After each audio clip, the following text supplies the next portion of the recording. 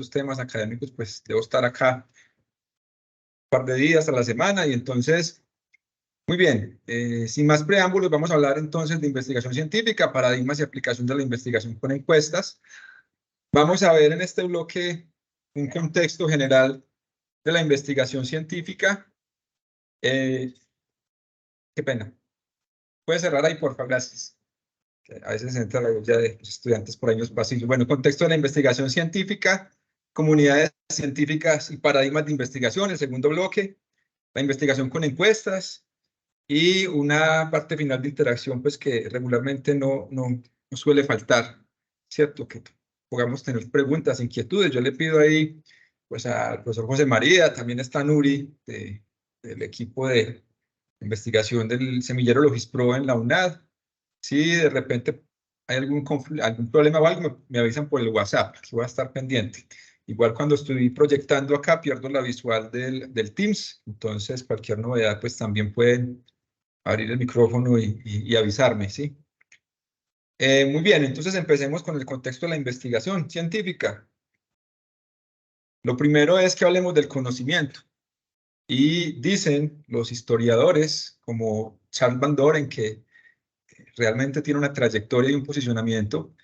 Tiene este libro que se lo recomiendo, Breve Historia del Saber, la cultura al alcance de todos. Y es que dice que la historia de la humanidad viene a ser la historia del progreso y desarrollo del conocimiento humano. Y razones abundan para demostrar esta frase, no solo con base en el libro, sino con base en todo lo que podemos analizar adicionalmente.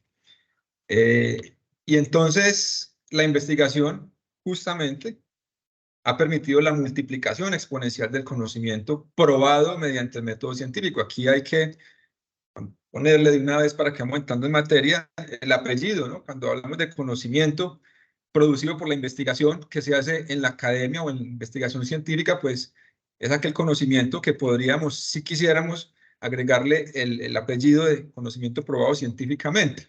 Entonces, por eso hablamos de el método científico. ¿Y qué es el conocimiento entonces? Ya venimos hablando de conocimiento. Pues el conocimiento es un conjunto de explicaciones, conceptos y saberes que nos permiten comprender fenómenos. Y cuando yo comprendo mejor un fenómeno, pues lo puedo intervenir mejor, ¿cierto? Es decir, también estamos hablando en este caso de fenómenos sociales, naturales, económicos, empresariales, físicos, químicos o de cualquier otro tipo. Entonces, la investigación nos permite justamente eso. Muchas veces en nuestro día a día, en las organizaciones o como estudiantes, como profesores, como profesionales en general, pues desconocemos ciertas cosas y cuando desconocemos ciertas cosas, se nos complica a veces la toma de decisiones, se nos complica hacer ciertas intervenciones. Entonces, pues justamente también pasa lo mismo con la humanidad. Hay muchos fenómenos que no conocemos o que hemos conocido parcialmente. Hablemos, por ejemplo, del campo de la medicina. Por más que ha avanzado la investigación, todavía falta mucho por investigar para que justamente ese conocimiento nos vaya permitiendo hacer mejores intervenciones clínicas, por ejemplo. Entonces, la historia de la humanidad ha sido la historia del progreso del conocimiento y podríamos decir que el conocimiento progresa si se hace investigación. La mayoría, por lo menos, de personas participantes de esta sesión seguramente están vinculados a universidades, bien sea como profesores, estudiantes, pero también pudiera haber incluso profesionales ya en otro tipo de organizaciones.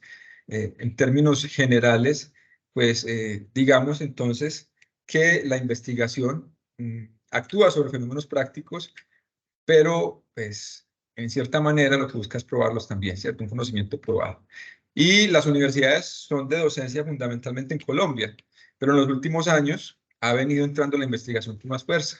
Si vamos a las universidades clásicas, las que están en los primeros lugares en los rankings a nivel internacional, las que ya llevan varios siglos operando, pues han sido universidades que no solo han hecho docencia, o sea, en cierta manera transferir un conocimiento, sino que también han hecho investigación, es decir, hacer que ese conocimiento progrese. Entonces, también en el contexto universitario, es importante promover la investigación y ni se digan las empresas. Hay empresas que hacen investigación, otras que no lo hacen. Bueno, los resultados se ven en el valor que crean. Como hablamos de investigación científica, pongámonos de acuerdo un poco, definir qué es ciencia, aunque esto da para mucho debate, muchas apreciaciones. empecemos diciendo que la ciencia viene de la palabra latín ciencia, que significa conocimiento, saber. Entonces, mire que ya vamos haciendo conexión con lo que exponíamos en la diapositiva anterior. Digamos que fue un concepto incluso que se estableció en la explosión griega. Estamos hablando algunos siglos antes de Cristo, porque en ese momento no había surgido el método científico que vamos a ver hoy. Pero pues digamos que viene desde allá la concepción de la ciencia. Y hay dos visiones amplias sobre lo que es la ciencia. Digamos que hay una visión dinámica. La visión dinámica tiene que ver con la actividad social que hacen los llamados científicos, investigadores, que tienen pues por objeto comprender el mundo, el universo y obtener conocimientos sobre esa realidad del universo y sus fenómenos, diferentes fenómenos que ya decíamos. También hay una visión estática de la ciencia, que es pues ya como ese cúmulo, conjunto de conocimientos veraces y comprobados que son fruto de esa actividad dinámica, digámoslo así, del ejercicio, la investigación. Si esto es así, entonces, pues hablemos de que la ciencia tiene unos fines, antes de hablar de los fines de la investigación científica, o qué es. Y los fines de la ciencia, pues busca, de un lado, formular teorías que sistematicen el conocimiento, ¿cierto? Que lo vayan organizando en unas ciertas corrientes. Pero también el fin de la ciencia es comprender el mundo, el universo y explicarlo para facilitar pues su evolución, no solamente para comprender su evolución. Muchas veces vemos programas de televisión, documentales que nos muestran cómo las investigaciones han ido desenmarañando cómo ha evolucionado el ser humano, la Tierra misma, sino que también la ciencia busca facilitar esa evolución hacia el futuro. En ciertas comunidades científicas, en ciertas, no en todas, pero se buscan encontrar leyes, digamos, las universales que regulan ciertos sucesos y objetos, ¿sí? De otro lado, tiene también por fin hacer descubrimientos que nos permitan mejorar la vida y hacer predicciones confiables acerca de los hechos desconocidos. Realmente la ciencia ha demostrado un beneficio para la humanidad, ¿sí? Y si está la ciencia, entonces hablamos de definiciones de investigación científica. Ya, como vamos a ver, la investigación científica pues es el vehículo mediante el que se materializa la ciencia. Voy a leer textualmente aquí una cita de Hernán de Sampieri, que la investigación científica es un conjunto de procesos sistemáticos, críticos y empíricos que se aplican al estudio de un fenómeno. Pero por otro lado tenemos a Kellinger, muy reputado en investigación. Entonces, la investigación científica es un tipo de investigación sistemática, controlada, empírica y crítica de proposiciones hipotéticas sobre relaciones presumidas entre fenómenos. Entonces, no confundamos la investigación científica, por ejemplo, con la investigación que hace, qué sé yo, el detective privado que usted contrató para seguir no sé a quién, a ver si por ahí está siendo, digamos, siendo víctima de una infidelidad, por ejemplo. Estoy poniendo un ejemplo, ¿no? La investigación científica tiene ciertas características, ¿sí? O una investigación de mercados que hacemos para una empresa, bueno, suelen ser no científicas, son investigaciones para la empresa, pero no necesariamente para que avance el conocimiento. La investigación científica busca que avance el conocimiento. Y no es que esté mal hacer investigación de mercados, es todo lo contrario. Lo que estoy queriendo decir es que esta sesión se basa sobre lo que es investigación científica y vamos a ver algunos paradigmas más adelante de eso. Entonces, las premisas de la investigación científica, veámoslas con algunos tips. Lo primero es que es el vehículo que nos permite materializar la ciencia. Ya hablamos de ciencia. Pero la investigación entonces es la práctica de la ciencia, lo que hacen los denominados científicos, si se quieren, sean de las ciencias naturales, sociales, económicas o de cualquier otra. Valga la pena decir que las ciencias económicas se consideran parte de las ciencias sociales, por ejemplo. Esa es otra historia, se vale de un proceso, la investigación científica se vale de un proceso para obtener el conocimiento. Llamémoslo método científico. Más adelante vamos a ver entonces cuál es el método científico, pero también vamos a ver que en la actualidad podríamos hablar de varios métodos científicos, no de uno solo que es el clásico. Y admite pluralismo metodológico. Por eso empiezan a surgir ciertos paradigmas. Además, la investigación científica se asegura de que realmente aporta el desarrollo del conocimiento científico previamente existente. Es decir, el que tiene evidencias científicas. porque también cuando hablamos de teoría del conocimiento, no lo traje aquí porque, digamos, el tiempo, la invitación era de 6:15 a 7:45, más la interacción se puede alargar hasta las 8. Entonces, pues hay diferentes tipos de conocimiento. Podríamos hablar, por ejemplo, de conocimiento científico y no científico. El científico es el que agrega evidencias. Frecuentemente cuando vemos programas de televisión documentales, nos mencionan en esos documentales la palabra evidencia, ¿no? La evidencia sugiere que, ¿vale? Pero también podríamos decir que hay conocimientos ancestrales, algunas veces supersticiosos, pero podríamos decir que ya no son científicos. ¿Cuándo se vuelven científicos? Cuando son sometidos a un método científico que recolecta evidencias y que puede llegar a probarlos. Entonces, por ejemplo, algunos abuelos decían que los árboles se hablan entre sí.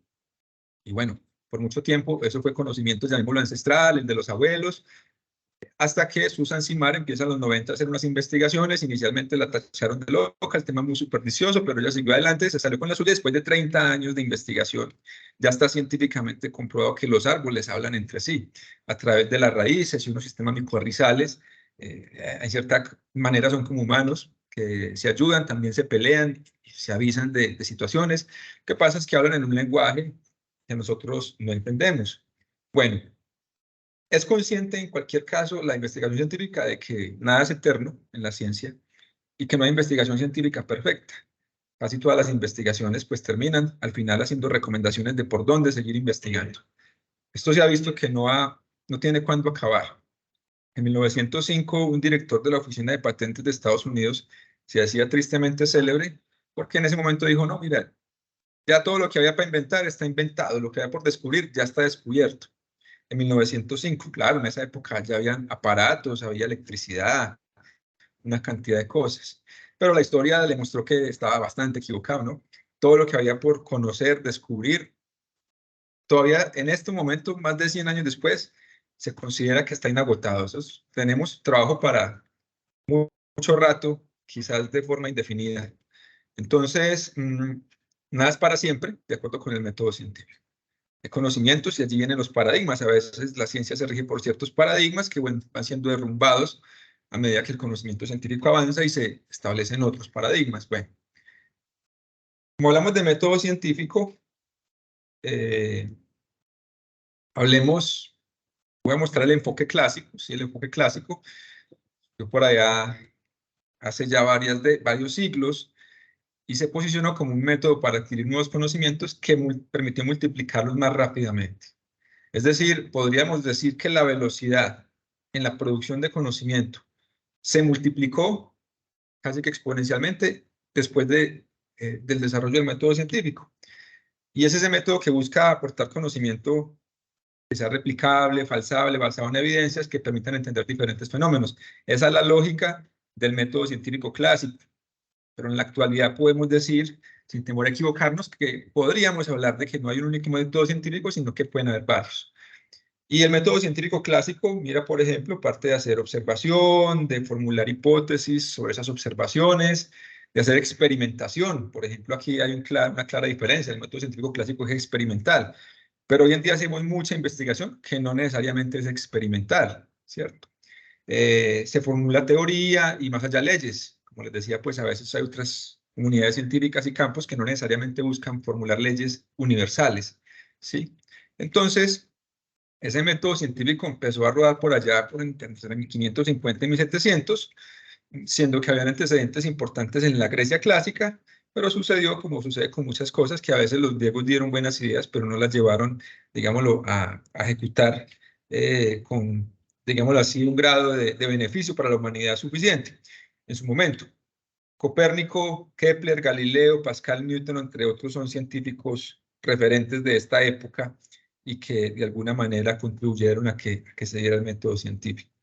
Ahora, los científicos trabajan ardua y críticamente para que progrese el conocimiento. En esa investigación debe también estar un poco consciente de que la comunidad científica es muy crítica y justamente es crítica para que el conocimiento avance, para que el conocimiento progrese, ¿sí? Por eso la crítica es constructiva. Quien se quiera meter a hacer investigación debe ser consciente de eso. También deben ser conscientes de que los científicos, o sea, los investigadores, deben leer bastante.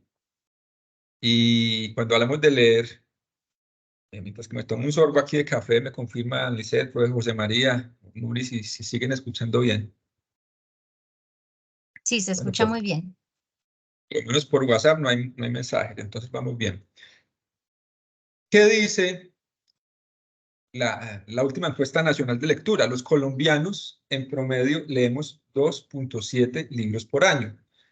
Claro, promedio es promedio. Hay personas que se pueden leer 20, otros que no se leen nada, otros que se leen 5, otros que se leen 1. Pero digamos que ya llegando al promedio, esa es la cifra de promedio en Colombia. Muy baja, muy baja. Colombia poco leemos. Y esa, digamos, en medio de otras, es una de las causas de que el país también no haya progresado lo que quisiéramos. Cuando usted va a países desarrollados que ya tienen la etiqueta desarrollada, usted ve la gente leyendo y los indicadores son mucho más altos. Miremos el indicador, por ejemplo, de Finlandia, un país que hace unos 40, 50 años era, digamos, tenía los mismos o peores problemas de lo que fue en Colombia, pero Finlandia hoy en día es un país que se le puede etiquetar como desarrollado, donde muchos problemas que nosotros tenemos hoy en día ya no existen allá, donde se trabajó fuertemente durante 2 o 3 décadas en mejorar el sistema de educación. Y como saben que la educación no es solo docencia, también se vino de la mano de la investigación y bueno, luego la extensión. Pero miren los finlandeses, se leen 47 libros por año. Claro, eso parte de una metodología de medición, porque pues habrán libros de diferente naturaleza, de diferente extensión, hay una metodología pues con la que se llega a eso, pero noten ustedes la diferencia, noten ustedes la diferencia. No solo eso, de esos 47, 17 son por placer, porque es que cuando trabajamos también tenemos que leer, cuando menos nos leemos un manual, un informe, ¿sí? Algún libro que tiene que ver con mi trabajo. De estos 47, 17 son por placer, o sea, los finlandeses leen mucho también para trabajar. Y eso impacta de manera directa, claro, en su mentalidad, en cómo conciben el mundo. También leen mucho porque investigan. Es un país muy pequeño, pero que tiene unos índices de investigación muy interesantes. Y bueno, en general, eso ayuda a explicar también por qué tienen ciertas visiones del mundo que les ha permitido crear valor y bueno, progresar en muchas cosas que nosotros todavía no hemos logrado superar. Todo esto para decir y reiterar que el investigador es una persona que debe leer mucho, casi por definición. Traigo esta definición que es tomada de Ferro 2000, página 91, un libro de un colombiano además, que me gustó mucho. Cuando la vi, pues dije, está tan bien escrita que no amerita pues como modificarla. Voy a leer solo un pedazo, ustedes pueden ver la presentación por efectos de tiempo. No me voy a detener mucho, pero la investigación adquirirá su valor y su vigencia cuando el investigador, doctor aprendiz, comience a investigar removiendo las referencias bibliográficas hasta encontrar, después de consultar montones de libros, de consumir cientos de horas de CD-ROOMs, que el planteamiento de una tesis supone primero descartar millares de planteamientos que ya se han hecho en millares de revistas o documentos. En esta época, año 2000, pues en Colombia no habían entrado las bases de datos, pero ya hoy en día, tal vez lo hablemos más adelante, están las bases de datos científicas, que es donde yo voy a ir a buscar la literatura investigativa, literatura científica que debo leer si quiero hacer investigación. ¿Sí? Ahora, quiero enfatizar esto porque sé que hay estudiantes que en algún momento se han planteado seguir aumentando el nivel de formación, pasar a maestría, incluso luego a doctorado, o profesionales en organizaciones que tienen sus estudios, su trayectoria profesional y quieren hacer un doctorado. Y hemos estado viendo un poco que hay cierta confusión. Quizás hay una fiebre del doctorado y muchas veces se meten a hacer un doctorado sin saber qué es hacer un doctorado. Entonces, ¿qué es hacer un doctorado? En primer lugar, podría resumirse que es hacer investigación científica de alto nivel. ¿Sí? Bueno, pero también está la investigación formativa, que es la que empezamos a promover por allá desde el pregrado, cuando los estudiantes se están formando en su profesión. Y claro, hay que mostrarle a los estudiantes diferentes aristas en las que se pueden desempeñar a futuro. No solamente su profesión propiamente dicha en una empresa, organización, una administración territorial, sino también que una posible profesión para algunos vaya a ser investigador o científico. Entonces, también desde el pregrado, casi que como cursos obligatorios, empiezan a hacer fundamentos de investigación. Algunos, como es normal, les gusta, entonces siguen por ahí. Fue mi caso, por ejemplo. Como es normal, algunos otros tienen otras vocaciones. Y bueno, como dicen los abuelos, de todos se necesitan la viña del Señor, de todo se ve, entonces necesitamos de todo realmente. Vamos a describir aquí de una forma muy gráfica que me gusta mucho por el profesor Matt Knight de la Universidad de Alabama y también de la Universidad de Utah, que es un investigador cuyas cifras hablan por sí solas o lo avalan, que él nos explica de manera muy gráfica qué es hacer un doctorado, porque estamos hablando de investigación científica y les estoy diciendo, hacer un doctorado es hacer investigación científica del más alto nivel. Entonces él tiene esta página, yo la voy a copiar aquí, pero ahora que recuerdo, no tenemos, ¿verdad? O no tengo chat. Profe José María, pero se la voy a, bueno, cuando le manden a ustedes el enlace de la grabación, pues también se le mandará, por ejemplo, estos enlaces. Muy bien, entonces vamos a este y tenemos la guía ilustrada para hacer un PhD a los doctores, o sea, quienes hacen un doctorado también típicamente se les conoce como PhD, ¿cierto? Eso tiene una historia, no vamos a profundizar acá, pero imagínense ustedes que este es un círculo que contiene todo el conocimiento humano, ¿sí? Entonces ustedes van a la escuela y aprenden un poquito de ese conocimiento en diferentes dimensiones. Luego van al colegio y aprenden un poco más del conocimiento en diferentes dimensiones, en diferentes campos, lo cual es sensato, porque es que no sabemos si a un estudiante realmente tiene la habilidad o la vocación de ser físico o de ser ingeniero, de ser médico, de ser sociólogo. Entonces, pues es sensato que le demos un vistazo a diferentes campos del conocimiento, aún así no da para cubrir todo el conocimiento que hay disponible. Pero luego usted va a la universidad, a la ESAP, a la UNAD, hace su pregrado, obtiene un título universitario y ahí ya se empezó a especializar un poco más. Se empezó a especializar en algún campo. Pero luego entonces dice, no, yo voy a seguir con una maestría. Y entonces allí sigue avanzando un poco en conocimiento, pero también un poco más especializado. Y luego, miren lo que dice acá. Usted se pone a leer artículos de investigación, research papers, ¿sí? Y esto empieza a ser ya un doctorado. Les decía, un investigador tiene que leer mucho. Quien hace un doctorado le va a tocar empezar a leer mucho y no cualquier literatura, literatura científica. Porque usted lee y lee y lee y lee y lee investigación científica hasta que algún día se da cuenta que la investigación ha llegado hasta cierto punto, ¿cierto? Y que a partir de ahí hay oportunidad de que el conocimiento avance. Como les decía ahora, ese conocimiento científico que tiene evidencia, ¿cierto? Evidencias recolectadas a través del método científico y que el método científico ya no es uno como el método científico clásico, sino que pueden ser varios métodos científicos diferentes, los paradigmas se van posicionando allí. Y entonces usted se focaliza ahí, se focaliza allí, mire lo que dice, está aquí, usted identificó lo que se llama un vacío de conocimiento, una oportunidad de investigación, de que el conocimiento progrese, y se para ahí y empieza a empujar.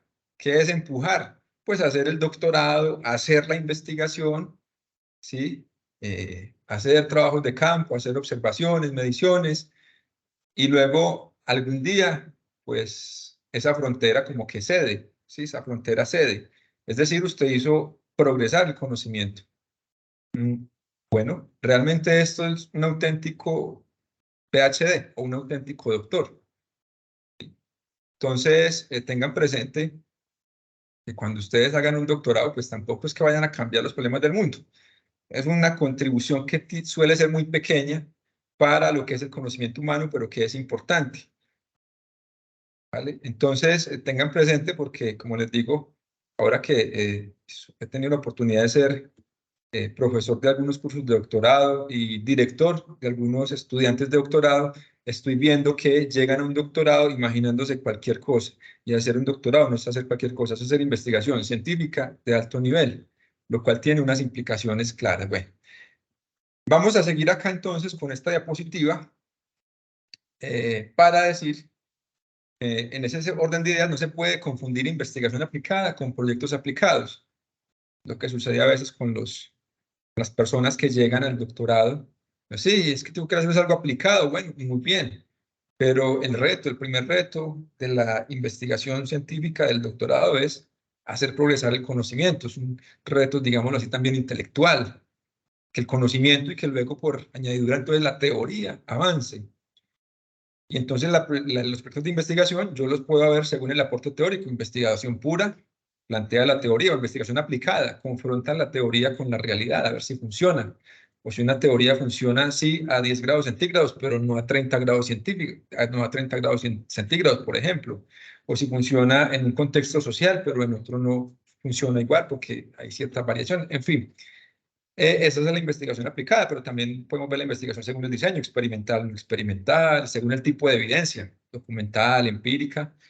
Mientras que el proyecto aplicado, pues sí busca hacer proyectos que apliquen el conocimiento y preferiblemente un proyecto aplicado de alto nivel se va al conocimiento científico, extrae lecciones y aplica lecciones, por ejemplo, para hacer emprendimiento u otro tipo de proyectos aplicados, desarrollo tecnológico, duro o blando.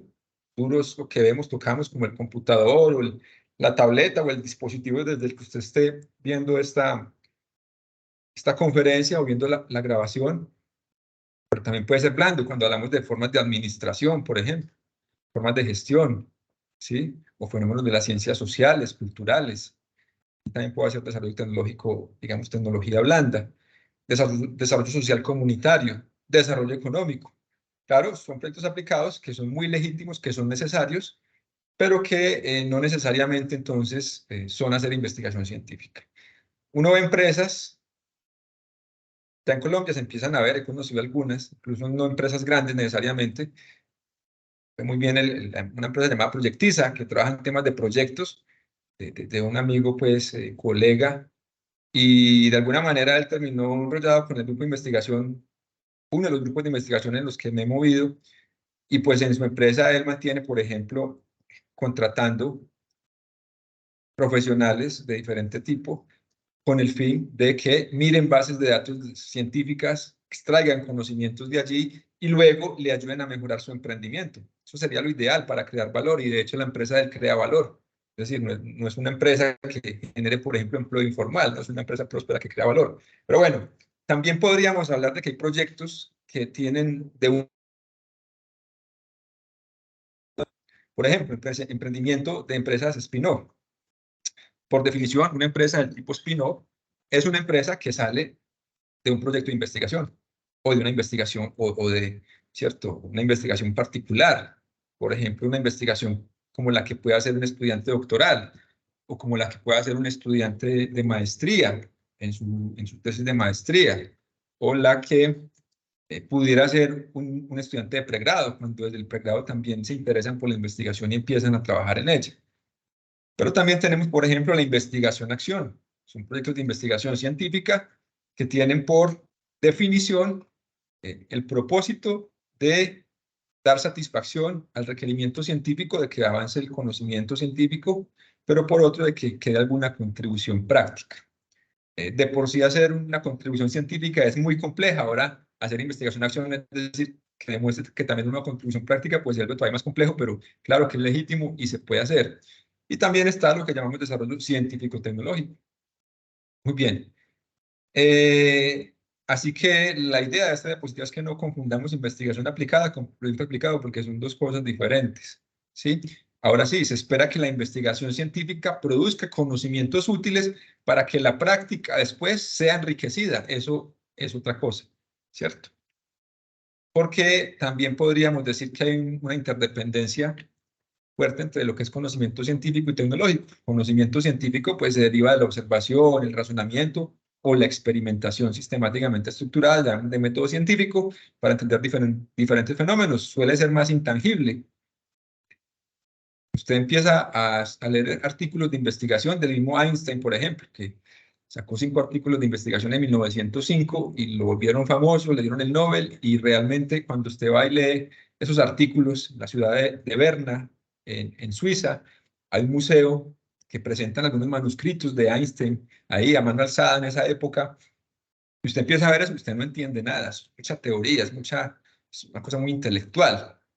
Pero cuando empieza a hacer el rastreo, se da cuenta cómo ese conocimiento realmente ayuda a transformar el mundo.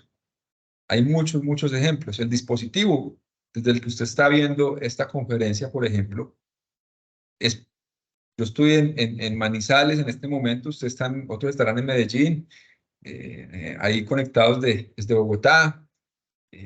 Y bueno, porque es posible que nos estemos acá comunicando, que me estén escuchando, porque ha habido un cúmulo de investigación científica en todos los campos del conocimiento, económico, químico, físico, matemático, etcétera, de ciencias empresariales, administrativo, que ha confluido y ha producido conocimientos que permiten que ese aparato esté funcionando.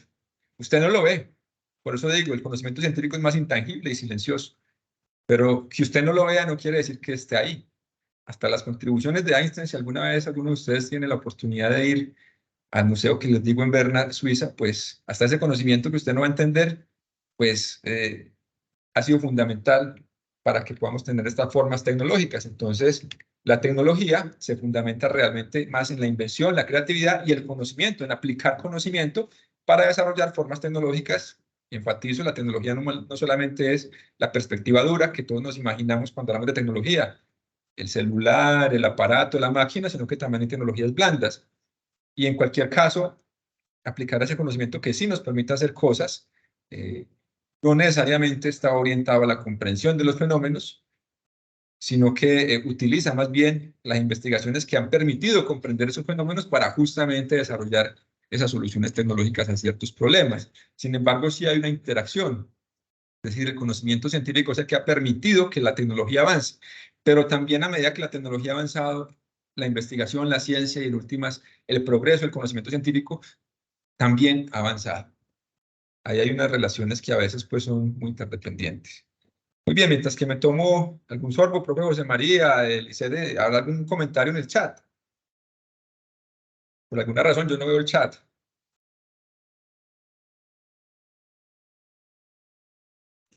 Hola, profesor Jorge y demás compañeros. No hay ningún comentario hasta el momento en el chat. Aquí estoy reunido con un grupo de estudiantes en un salón. El profesor Ramiro está con otro grupo de estudiantes en otro salón y le están escuchando atentamente, ¿no? Bueno, o sea que... Es muy interesante los planteamientos que hace usted cuando se refiere a la distinción entre investigación por proyectos e investigación aplicada, ¿no? Pero también cabe pensar que la investigación aplicada puede estar de manera transversal, estableciendo aportes desde el punto de vista científico, ¿no? En tanto, todo ese andamiaje teórico, tanto a manera de estudio de arte como de comparar las teorías existentes con los datos que se pueden generar a nivel territorial o a nivel experimental, permiten precisamente concluir con profundidad y precisión de que puede dar lugar ese proceso a una nueva teoría, ¿no? En ese sentido, la investigación aplicada puede considerarse también como una investigación propiamente del conocimiento científico, ¿no? En tanto, se corresponde con las teorías locales o causales, ¿no? Las cuales precisamente pueden engrosar unos niveles de conocimiento científico, ¿no? En esa área. Muy bien, gracias por el aporte, profesor José María. Si le entendí bien, entonces, en este momento, dos de los 17 participantes que aparecen conectados, en realidad es una conexión que le está dando acceso a salones con estudiantes, ¿verdad? En Medellín, si estoy bien. Sí, acá estoy con un grupo de estudiantes, alrededor de 27 estudiantes en el salón, ¿no? El Bueno, profesor entonces un Ramiro saludo. también está en otro salón con otro grupo de estudiantes. Bueno, entonces un saludo a los estudiantes. Qué bien que, mira, la tecnología nos está permitiendo eso. Yo no tengo que ir hasta Medellín para hacer esta conferencia, compartir con ustedes, sino que la tecnología alimentada enormemente sin que lo sepamos, conocimiento silencioso científico, pues permite este tipo de dinámicas y la seguirá permitiendo cada vez con más digámoslo así, con más prestaciones, con mejores posibilidades. Bueno, entonces hablemos ahora de comunidades científicas y de paradigmas de investigación. Y entonces hay que empezar a hablar de que en el mundo de la ciencia se van armando comunidades científicas que tal vez en las noticias hayan escuchado alguna vez hablar, la comunidad científica o no sé qué, o en algunas lecturas que hayan hecho.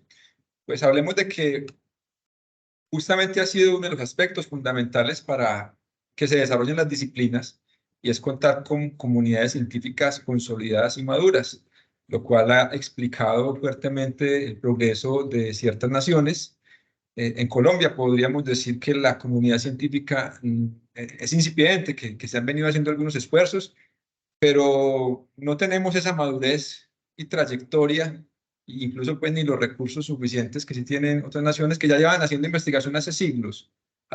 Como les decía, nuestras universidades pues han sido históricamente más de docencia y las mismas empresas ni se digan, pero ha venido emergiendo la investigación en Colombia hace algunos 15 años, con fuerza, ¿no? 20 años tal vez. No quiere decir que antes no existiera, sí existía, pero por alguna razón las dinámicas de país, de ministerio, han empezado a promover y se ha visto ya una dinámica interesante, aunque es más lo que nos hace falta, evidentemente, que es una comunidad científica, se constituye en un grupo de personas que practican una especialidad y normalmente comparten un paradigma. Ahora vamos a hablar de paradigma. ¿Sí? De alguna manera es una forma de organización social de científicos que actúa como colectividad y que tiene pues ciertas normas, valores, estilos de comportamiento, digamos un etos se llamaría eso, que de alguna manera pues empieza también a garantizar la libertad de la ciencia. Históricamente se habla de que los científicos han sido más sabios que los políticos, por eso normalmente se ve una cierta independencia y de autonomía, digámoslo así, lo cual también lo tienen las universidades. Colombia, no solamente en Colombia, en el mundo, la autonomía ha sido uno de los aspectos fundamentales para que el sistema de educación de alguna manera funcione lo mejor que pueda, ¿no? ¿Cuál es su comunidad científica? Es una pregunta para los estudiantes que, digamos, apenas están conociendo qué es investigación. Sé que también hay profesores e investigadores conectados, pues, que de alguna manera van identificando su comunidad científica, pero normalmente nos vemos en los congresos especializados, ¿cierto? Allí uno los encuentra, pero también buscando en bases de datos especializadas podemos ver que esos documentos científicos pues, van siendo firmados por personas y ahí voy identificando mi comunidad. ¿Qué son los paradigmas? Hay un ensayo clásico de Thomas Kuhn, se llama La estructura de las revoluciones científicas, que le dio fuerza a este concepto. A veces algunos que han tenido la oportunidad de leer este trabajo, entre los cuales me incluyo, a veces encontramos diferentes definiciones de paradigma y bueno, una definición que me gusta mucho la adapta un autor italiano y es, mire, para que haya un paradigma hablemos de que hay una perspectiva teórica. Es un paradigma, es una perspectiva teórica que es común y reconocida por los científicos de una disciplina concreta, pero también que se basa en los logros que preceden a la propia disciplina. Es decir, en otras palabras, estamos diciendo, por paradigma no se imagine algo, digamos, necesariamente malo, malo entre comillas. En el mundo de la ciencia, un paradigma es básicamente, corresponde como a perspectivas teóricas que generan visiones sobre lo que es la ciencia, y justamente esas visiones dirigen la investigación mediante tres aspectos fundamentales. Es decir, los paradigmas me ayudan a identificar y elegir hechos relevantes que se deben investigar, pero también la forma en que yo pudiera o no formular hipótesis de investigación para explicar fenómenos. Los administradores formulan unas hipótesis y cuando comparo con las hipótesis que formulan los físicos, normalmente son de manera diferente, ¿cierto? O sea, uno empieza a ver la diferencia en la formulación de hipótesis, pero también en la preparación de las técnicas de investigación empírica necesarias. Entonces, nuevamente, unas comunidades se caracterizan por medir fenómenos que requieren unas técnicas y otras por medir otros fenómenos que requieren otras técnicas. Por ejemplo, entonces, los químicos harán mediciones de laboratorio de ciertas variables, mientras que los físicos también se mueven entre el laboratorio y la física teórica, y la economía, las ciencias sociales, pues muchas veces terminan midiendo fenómenos de colectivo de humanos que requieren, que no son medibles, por ejemplo, con los instrumentos de laboratorio que utiliza el químico, ¿cierto? Entonces, también los paradigmas van guiando la preparación de técnicas de investigación que se requieren para estudiar esos fenómenos. Esto está un poquito teórico, vamos a pasar a una visión un poco más pragmática de esto, y es, a mí me gusta dividir los paradigmas como desde tres ejes. Uno en cuenta paradigmas epistemológicos, esto es muy de la filosofía de la ciencia, no lo vamos a trabajar hoy. También hablamos de paradigmas temáticos, que es pues las mismas teorías, los mismos temas de investigación van generando ciertos paradigmas allí de cómo se concibe el mundo, ¿cierto? De cómo concebir ciertos fenómenos. Muy bien, tampoco lo vamos a trabajar hoy porque eso depende de cada comunidad científica, los temas que se abordan y son infinitos. Y también están los paradigmas que se van desde el eje metodológico. Eso sí lo vamos a profundizar un poco allí, porque luego pasamos a ver dónde está ubicada la investigación con encuestas en este mundo de los paradigmas, si lo vemos desde lo metodológico. Entonces, espero que no se cansen, pero les voy a explicar en un cuadro que tiene 4 por 3, perdón, 3 por, sí, 4 por 3, 12 subcuadros allí, en el cual me atrevería a decir que caben la mayoría de comunidades científicas y esos paradigmas que guían la investigación. Entonces, ese cuadro tiene un eje que va desde lo natural hasta lo artificial. Ahora vamos a empezar a ver ya con ejemplos un poco qué es esto, ¿cierto? Y tiene el otro eje que va formando allí pues esa matriz que va de lo racional a lo existencial. Entonces, ¿con qué tiene que ver ese eje que va de lo natural a lo artificial? Pues, ¿qué tanto yo cuando hago investigación hago una observación directa de esa realidad objeto de estudio? Ese sería, digamos, el punto, el extremo de lo natural. Yo voy a la naturaleza y observo directamente unos fenómenos, una realidad objeto de estudio.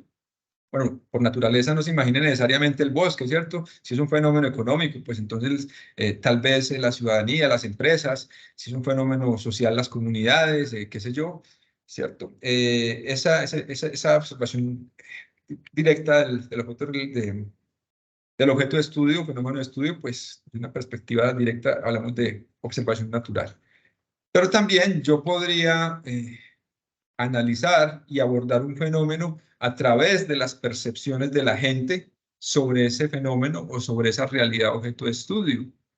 Por aquí intuitivamente ya nos vamos dando cuenta, ahí están las encuestas, por ejemplo, ¿cierto? Y es como yo a través, como investigador, a través de los ojos de las personas que conviven en ese fenómeno, pues puedo obtener conocimientos legítimos, científicos, útiles para entender mejor esos fenómenos y como decía al principio, cuando entiendo mejor un fenómeno, pues también lo puedo intervenir mejor, puedo desarrollar soluciones más potentes, más científicas.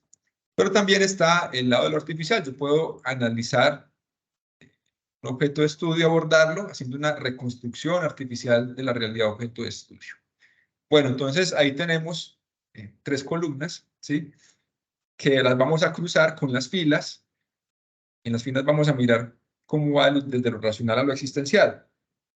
Desde lo racional, podríamos hablar que es una perspectiva muy axiomática. Lo axiomático de por sí empieza a hacer muchas suposiciones sobre los fenómenos objeto de estudio. Albert Einstein, volviendo lo menciono mucho porque quizás es el investigador más influyente del siglo XX, o por qué no de la historia, y el cual, pues, cuando uno lo menciona, lo conocen desde diferentes disciplinas. Él era muy axiomático, un físico teórico. Las teorías de Albert Einstein se probaron varios años después, con investigación que ya no era tan teórica, ¿sí? Eh, entonces, también está la lógica positivista empiricista, y es cuando digo, bueno, ya no hago tantos supuestos sobre la realidad, sino que hago unas mediciones y hago unas mediciones que me permiten dividir, separar un poco, si se quiere, las creencias y valores de los investigadores de lo que es la realidad objeto de estudio, ¿cierto? Buscar la verdad. Entonces, a través de la lógica positivista empiricista, empieza a ser, si se quiere, muy cuantitativa, tratando de que las conclusiones a las que lleguemos no son unas conclusiones de lo que yo pienso, opino o interpreto, sino más bien de lo que unos ciertos paradigmas que yo sigo me ayudan a concluir. Ya ahí empezamos a articular técnicas y no sé qué más de procesamiento de datos. Bueno, pero también está la lógica interpretativa. Aquí están, por ejemplo, etnógrafos, sociólogos que hacen ciertos trabajos de campo en comunidades, quienes han estudiado, por ejemplo, las comunidades indígenas.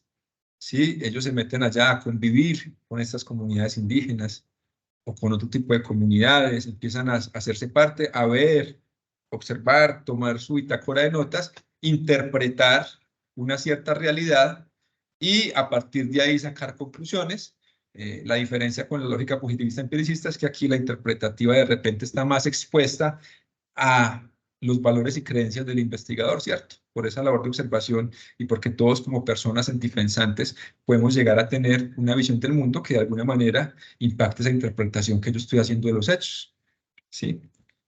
Y tenemos una teoría crítica que este lo voy a mirar más adelante, a mí me gusta llamarlo más bien mixto. Vale, cuando hacemos un cruce aquí de estos ejes, podemos ver entonces que lo axiomático con observación directa de la realidad no tenemos nada, casi que por definición lo axiomático hace muchos supuestos, entonces yo qué voy a observar si estoy haciendo supuestos. Lo mismo con percepciones de la gente, pero sí aquí, cuando hablamos de reconstrucción artificial de la realidad, hablamos de razonamientos lógicos, matemáticos, desarrollo de teoremas, ¿cierto? Entonces aquí están muchos los matemáticos, los físicos teóricos, que hacen modelamientos normativos o descriptivos, ¿sí? Y entonces aquí tenemos una vista de la investigación, si se quiere, esto es un paradigma, ¿sí? Un paradigma, desde el que muchos científicos hacen investigación legítima, válida, pero también podremos cruzar la lógica positivista empiricista con la observación directa de la realidad objeto de estudio. Aquí empiezan los estudios de campo o los estudios experimentales que tienen un cierto control y una medición sobre la realidad. Y entonces hablemos, por ejemplo, de agrónomos que hacen investigaciones allá en sus cultivos, ¿sí? Y entonces van allá y hacen esa observación directa de la realidad, aplican algunas cuestiones y van tomando mediciones a ver si esas características hipotéticas de un cierto, qué sé yo, hongo, tiene efectos o no sobre el crecimiento de cierta planta o de cierto cultivo. Por poner un ejemplo muy genérico, cuando hacemos experimentos en general de campo también, ¿cierto? En el campo. Pero también cuando cruzamos la lógica positivista empiricista con las percepciones de la gente sobre la realidad objeto de estudio, pues ahí encontramos las entrevistas estructuradas y la investigación con encuestas, de la cual vamos a hacer un pequeño zoom más adelante. Así que ahí podemos ver viendo. La investigación con encuestas es digámoslo así, un paradigma válido que se mueve entre analizar fenómenos a través de la percepción de la gente que convive en esos fenómenos, pero desde una lógica positivista empiricista en la cual se busca que haya, digamos, cierto aislamiento entre lo que puede ser la interpretación del investigador desde su visión del mundo con lo que son los hechos. Pero si miramos acá la lógica positivista empiricista con reconstrucción artificial de la realidad objeto de estudio, encontramos investigadores, comunidades científicas que se mueven alrededor del prototipado, del modelamiento físico, de la experimentación de laboratorio. ¿Y por qué la experimentación? Y aquí tenemos experimentos, porque es que muchas veces la experimentación de laboratorio está tan controlada que es un mundo que ya no es una observación directa de la realidad. Lo tenemos en un laboratorio súper controlado donde podemos controlar muchas variables. Entonces ya se va volviendo más una reconstrucción artificial de la realidad, ¿sí? O la simulación. También hay comunidades fuertes que investigan alrededor de temas de simulación y cómo también a través de la simulación puedo llegar a comprender mejor fenómenos, a hacer crecer el conocimiento que finalmente es el fin último de la investigación, según hablábamos hace algún rato. Cuando cruzamos la interpretativa con la observación directa de la realidad, encontramos clásicamente la investigación-acción o los estudios de caso. No obstante, esto es una contribución de 1989. O sea, esto que les estoy mostrando está aquí en este artículo que ustedes pueden ver en pantalla y buscarlo en las bases de datos especializadas si a alguien le interesa profundizar un poco sobre esta visión de la de los paradigmas de la investigación. Yo, por ejemplo, hice investigación-acción en mi doctorado y realmente me moví acá, pero también me moví en la lógica positivista empiricista. Cada vez empiezan a hacer estudios de perspectivas mixtas. Entonces, esta es una clasificación tentativa, no necesariamente universalista, sino que admite también debate y que yo pueda, de alguna manera, mezclar ciertas visiones, ¿cierto? En todo caso, por acá también, en lo interpretativo y percepciones de la gente, encontramos análisis histórico, ¿sí? Cuando hablamos de historiadores o cuando hablamos de investigadores que trabajan con métodos de expertos como el Delphi o con entrevistas intensivas o cuando hablamos de paneles de expertos, hacemos investigación a través de paneles de expertos o asumiendo temas de escenarios futuros, en fin. Todo esto son formas de hacer investigación, digamos, si se quiere, de analizar ese fenómeno objeto de estudio que son legítimas, pero que tienen también unas implicaciones para que eso sea científico, porque, por ejemplo, yo puedo hablar de escenarios en empresas, o trabajar con paneles de expertos y hago un foro allí y los invito, o hago un método Delphi en mi empresa, en la que estoy administrando, o en la entidad pública de administración territorial que está administrando los futuros administradores públicos de la ESAP.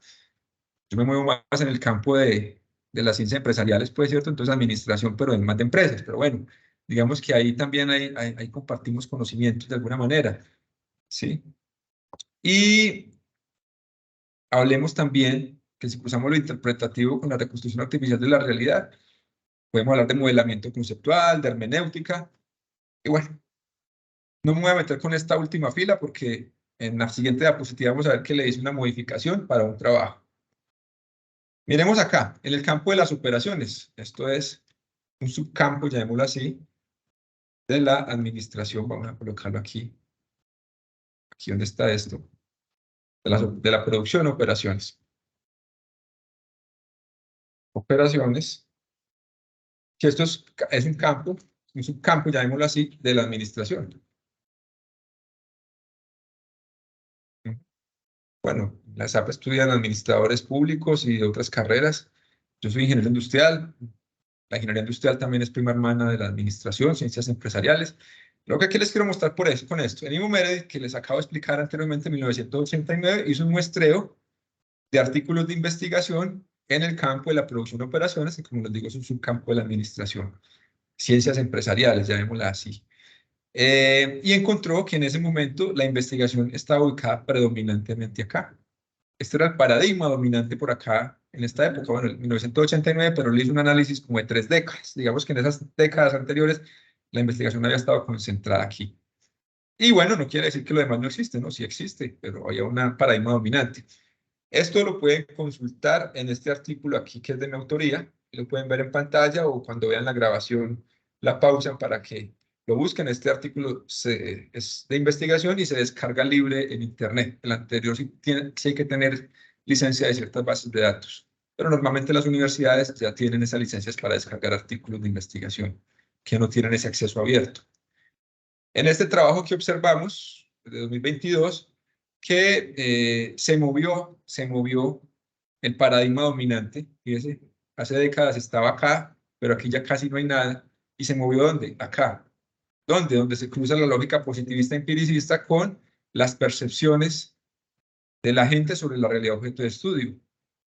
Y les decía entonces, aquí vamos introduciendo la investigación con encuestas, que es un paradigma, llamémoslo en sí mismo, legítimo, una vía legítima para producir conocimiento científico, pero, como les digo, tampoco es que quiere decir paradigma dominante, no totalitario. Miren ustedes que también hay por aquí alrededor. Aquí yo no trabajé con lo que nos planteaba Meredith de teoría crítica, sino de hablar de un abordaje mixto de los problemas, ¿cierto?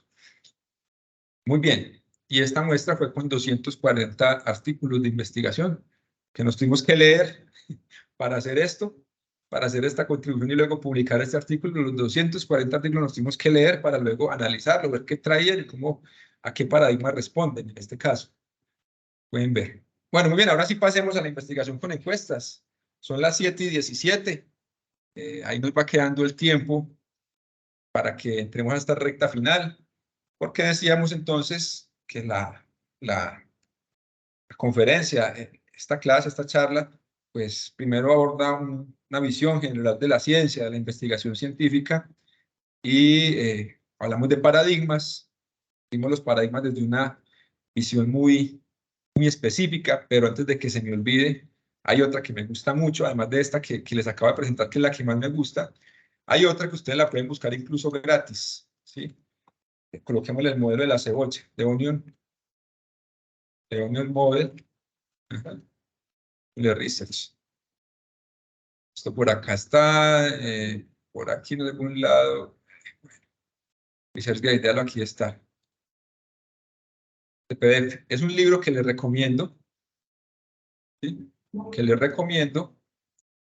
A ver si me deja accederlo. Research Onion Model, Research Onion Approach for Design. A ver si será este. Bueno, hay un libro que está por ahí, y el autor colgó uno de los capítulos de ese libro. Ese libro se llama Investigación, pero Business, ¿cierto? Business. Me fue una vez, a ver si está por ahí. Research Onion, miremos a ver qué me descargo acá. Que lo pueden consultar también como una visión bien interesante para entender esto. Bueno, este no es, pero aquí lo explico. Pues este sí es, sino que no es el autor original. Entonces aquí se llama el modelo de la cebolla. Entonces, desde el modelo de la cebolla, aquí cita el autor Saunders, busquémoslo aquí a ver Saunders, a ver si me lleva al que yo sé que ese capítulo de ese libro, que ese libro hay que comprarlo, pero sé que está colgado por ahí en internet ese capítulo. A ver si de pronto aquí también está. Ahora vamos esto nuevamente. No importa, ustedes lo buscan en su casa. Ya saben, el modelo de la cebolla en español. ¿Sí? El modelo de la cebolla en español. Chapter. Pues aquí está. Bueno, no. Entonces descarguemos este otro. Ustedes Research Design, lo buscan y entonces acá van a poder tener ustedes una visión un poco diferente, pero muy útil para entender la investigación y diferentes paradigmas por los que se mueve. Y esta cebolla es, básicamente, le pusieron así porque cuando lo hacen, pues va quedando ahí como en forma de julianas, cuando usted parte de la cebolla, ¿cierto? En julianas. Y entonces ahí puede entender también. ¿Vale? Y el libro original realmente es de Saunders hasta el 2019. Por ahí debe estar la referencia en la bibliografía. Un libro que incluso vale la pena comprar. ¿Sí? Esa es otra visión alternativa. Y también ahí en alguna parte pueden ver dónde se ubica la investigación con encuestas. Bueno, vamos a cambiar de sección. Profesor José María, Lisette, ¿será que hay algún... Como les digo, yo no puedo ver el chat. No sé por qué no me aparece. Al principio, cuando empezamos, vimos que a algunas personas sí les aparece el chat, a otras no nos aparece. ¿Habrá alguna cuestión que valga la pena resaltar ahí antes de seguir? ¿Alguien tiene una pregunta? Sí. Hagámosla de una vez. Amén de que al final vamos a tener una sección de interacción, pero bueno, si ya la hay, seguramente sobre lo que acabamos de ver está fresquito. Víctor Hugo Bautista tiene una pregunta. Profe, ya puedes hablar. Ya. Profe, buenas noches. ¿Nos escucha ahí ahora? Profesor Víctor, sí lo escucho muy bien, mucho gusto y un saludo a todos los estudiantes allá. Profesor, mi nombre es Ramiro Vélez Rivera y gracias por la presentación hasta ahora y desde luego al profesor José María por invitarlo. Una pregunta, bueno, yo tengo alrededor de unas 5 inquietudes hasta ahora. Una sobre el papel del paradigma, otra sobre el papel de los estudios de caso, otra sobre el papel de la IAP en escenarios territoriales, otra sobre los círculos de conocimiento que usted ha expuesto muy bien. Pero la pregunta que queremos compartirlo, al menos de mi parte, es la siguiente. ¿Cómo logramos que toda esta revisión bibliográfica sistemática sea amigable para que quienes se inician en la investigación tengan mejor relación con los textos en las bases de datos? Esa es fundamentalmente la pregunta, profesor, y las otras las compartiremos al final. Gracias por el avance de su conferencia hasta ahora y le escuchamos ahora, profe. Bueno, entonces, claro, fundamental. Cada vez más el conocimiento se expande, ¿cierto? De manera más rápida. Y si yo quiero hacer investigación, y por ende quiero hacer progresar el conocimiento, pues tengo que ser consciente de ese conocimiento que se expande cada vez más. Perseguir las fronteras del conocimiento, le llamamos cuando se hace el doctorado. Y esas fronteras son dinámicas, ¿cierto? Están cambiando, se están aumentando constantemente. Y eso nos ha implicado ahora un problema, cómo leemos todo lo que hay que leer. Pues bueno, lo primero es, como lo mencionaba el profesor, aplicar los principios de la revisión sistemática versus la revisión narrativa. Cuando yo hago una revisión narrativa, que es una búsqueda que hacemos todos por intuición, me enredo y realmente es como si me metiera en un pantanero. Cuando aplico los principios de la revisión sistemática, voy de una manera más organizada, valga la redundancia, más sistemática, a abordar ese mar de conocimientos. Y los invitaría yo a utilizar herramientas de inteligencia artificial. Utilizar la herramienta no para que le haga el trabajo, sino para que le ayude a leer. En ese sentido, le voy a mostrar aquí rápidamente dos herramientas que yo utilizo para leer, porque claro, entonces empiezan a aparecer 200 artículos, 300 artículos. ¿Y a qué hora se lee uno eso? Pues claro, si está haciendo un doctorado, le toca leérselos. Si ya está haciendo investigación formativa, pues hay que entrarle. Yo divido también esa pregunta, profesor, pues por niveles de formación. Cuando yo estoy trabajando en investigación con un estudiante de pregrado, yo no le voy a poner a leer, no sé, la historia en ese campo. Ponemos a leer una muestra de los últimos 2, 3, 4, 5 años. Si estoy hablando de maestría, pues depende, es profesional o investigativa, le aumento. Y el de un doctorado, ni se diga, si hace un doctorado ahí sí le toca leer lo que hay donde esté. Y entonces, para volver al tema, un chat PDF, una herramienta libre, yo hasta le pago licencia. Chatpdf.com, anoten ahí. Entonces, ustedes, bueno, aquí ustedes cuando lean Price, pueden ver la diferencia entre utilizar la versión libre y utilizar la versión paga, que es de $5 por mes. Voy a meter, yo esto lo utilizo para leer muchas cosas, de hecho lo he utilizado más para leer otro tipo de documentos que no son de investigación, pues, pero que requiere uno leer por trabajo, pero voy a meterme a este artículo de investigación, que es con base en el cual les acabo de explicar lo de los paradigmas. Entonces, cuando yo me meto acá, por ejemplo, la herramienta, voy a meterme de ceros, voy a eliminar este, y voy a hacer la herramienta acá.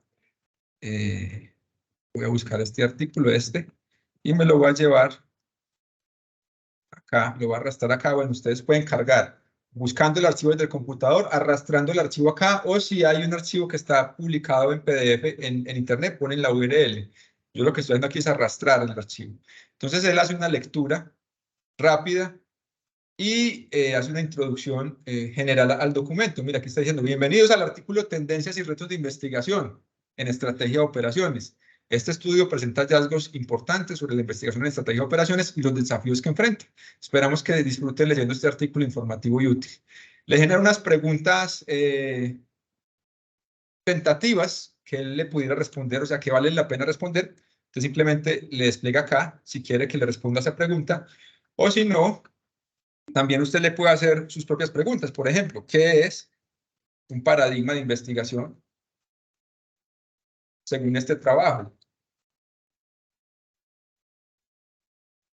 ¿Vale? Según el artículo, tendencias, y mira, él le va respondiendo ahí. ¿Sí van viendo? Entonces, esto es una ayuda para leer, para lo que decía el profesor. Claro, como investigadores nos toca, sí o sí hay que leer. Que si yo no leo, no sé dónde están las fronteras del conocimiento. Y si no sé dónde están las fronteras del conocimiento, la investigación que hago no se puede llamar científica. Pero para leer, ya hay herramientas como esta. Miren ustedes una particularidad. Este artículo está en inglés. Y como él ya me va conociendo, estamos interactuando en español. Claro, fuera más, yo le puedo decir aquí, bueno, ahora vamos a interactuar en inglés. Y entonces ya él me cambia, listo, seguro, estoy listo para interactuar en inglés, ¿vale? Pues porque si yo le pregunto y chateo con él en el idioma en el que está el documento original, hay más precisión en las respuestas. Pero no quiere decir que como empezamos acá, bueno, me arrepentí, voy a decir, me arrepentí. Mejor en español. Y entonces yo le puedo empezar a hacer preguntas típicas de información que yo debo leer en los artículos de investigación y extraer. No hay problema, podemos seguir en investigación. ¿En qué puedo ayudar? Te voy a colocarle ahí, por ejemplo, como es un estudio de revisión, ¿cuál fue la muestra se estudió para obtener los hallazgos. Y él empieza a leer y a responder a artículos. Bueno, dice, no especifica una muestra. Bueno, es que aquí no hablamos de muestra como tal en trabajo de campo, sino de artículos. ¿Cuántos artículos? En este caso, bueno, yo también le puedo ir orientando. En este caso, la muestra es el número de artículos que se estudió.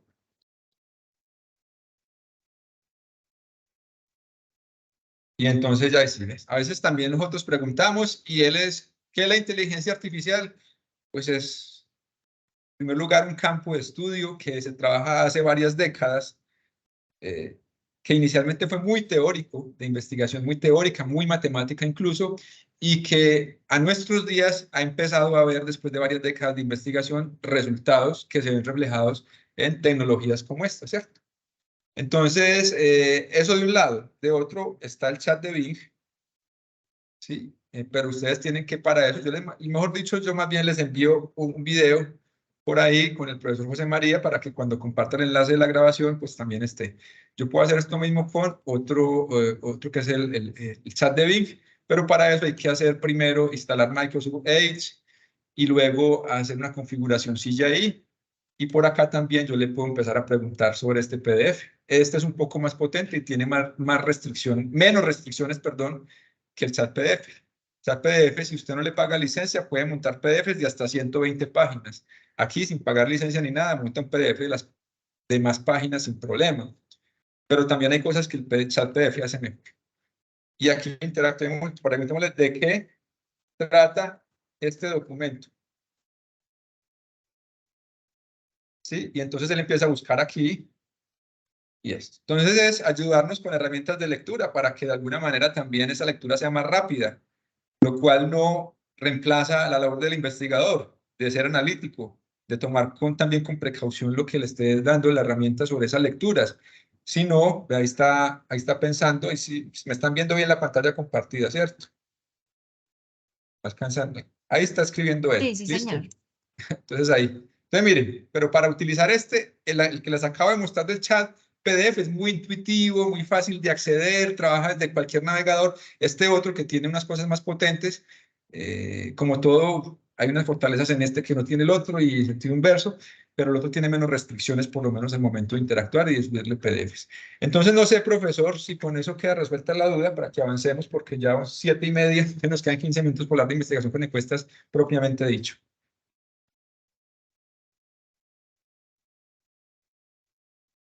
Profesor Jorge. Sí. Dale, profe. Profe, muchas gracias. Gracias por la respuesta. Claro que sí, muy amable. Bueno, listo. Bueno, pienso Sí, de porque que... además la lectura, o sea, leer artículos de investigación a veces no es tan amigable como leer literatura poética o novelas, ¿sí? Realmente, pero es necesario. Sí, profesor María. Sí, profesor Jorge, yo pienso de que si nosotros analizamos los resultados que usted ha logrado obtener en el estudio que nos acabó de presentar unas 2 o 3 diapositivas atrás, podemos de pronto ilustrar desde el punto de vista de los paradigmas de cómo se gesta el conocimiento en las ciencias básicas, entendiendo como ciencias básicas aquellas ciencias puras, donde se ubica la física, la matemática y la lógica, y que produce precisamente un conocimiento abstracto, ¿no? Como usted lo explicaba en la diapositiva, pero también en un nivel de abstracción un poco menor, encontramos en un nivel de rigor menor las ciencias fácticas, ¿no? Que son aquellas, como usted lo decía allí, donde se ubica la misma administración pública, la administración, la economía y otras disciplinas más del conocimiento, ¿no? En cada una de esas se pueden gestar conocimientos, pero el paradigma dominante a nivel mundial fue el primer paradigma, ¿ya? Donde están las ciencias netamente puras, ¿no? Sin embargo, últimamente, y por eso me sorprenden los resultados que usted logra en su investigación, y es que las ciencias básicas, las ciencias puras, han cedido un poco el puesto a la ciencia práctica, ¿no? En el sentido de que los resultados de investigación a nivel disciplinar han quedado cortos. O sea, cada vez se hace más difícil hacer contribuciones científicas de alto impacto en esa área, ¿no? Y ha nacido el paradigma interdisciplinario. En ese sentido, se ve precisamente la ciencia como no la que coge y construye el objeto de manera aislada, sino en dualidad, ¿no? Con el observador, ¿no? El observador que observa al observador del sistema.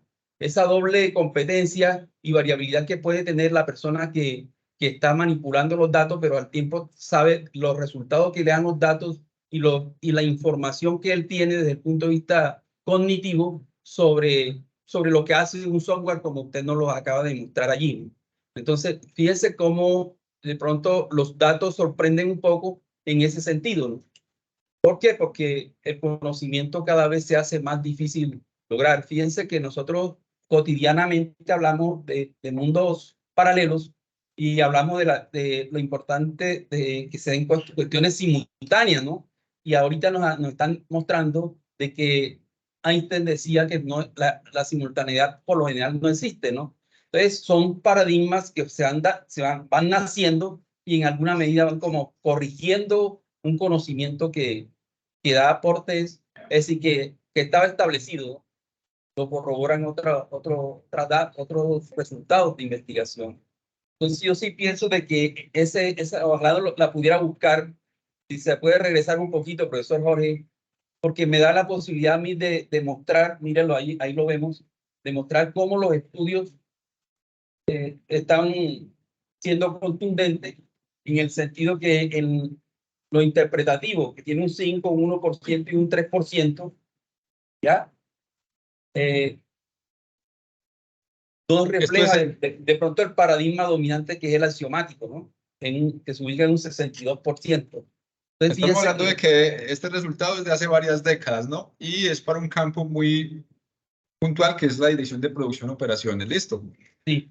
Bueno, sería muy importante precisamente para los participantes, para nosotros como investigadores, para todos nosotros como investigadores, de ver cómo podemos comprobar esos resultados en la actualidad, ¿no? A sabiendas de que lo disciplinar, lo interdisciplinar ha ganado un espacio considerable dentro de la construcción de conocimiento, la creación de conocimiento en la frontera del saber. Entonces sería interesante, ¿no? Pero fíjense la salvedad que él hace, que es dentro de la investigación de operaciones. Y en ese sentido, nos muestra un vacío de pronto de conocimiento en estos momentos para nosotros, de ver qué sucede en otras áreas.